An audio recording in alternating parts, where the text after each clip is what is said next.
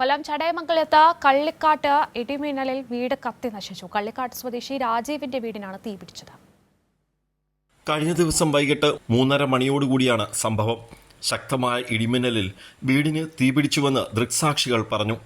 മലപ്പുറത്ത് അധ്യാപകനായി സേവനമനുഷ്ഠിക്കുന്ന രാജീവിന്റെ അമ്മ ശാന്ത തൊഴിലുറപ്പിന് പോയ സമയത്തായതിനാൽ ആളപായം ഒഴിവായി. ഇടിമിന്നൽ സമയത്ത് ഇടി ചാഞ്ഞാണെന്നാണ് സംശയം. ഇടി ചാഞ്ഞാണ്.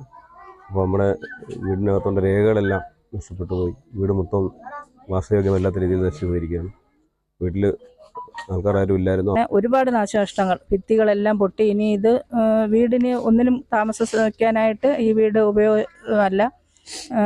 എല്ലാവരും ഇത് അധികാരികൾ നല്ലതുപോലെ ഇത് കൈകാര്യം ചെയ്യണം.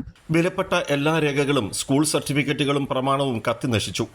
കടക്കൽ നിന്നും ഫയർഫോഴ്സ് സംഘവും പോലീസും സ്ഥലത്തെത്തിയാണ് സ്ഥിതിഗതികൾ നിയന്ത്രണ വിധേയമാക്കിയത്.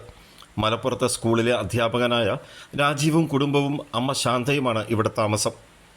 കൈരളി ന്യൂസ്, കൊല്ലം.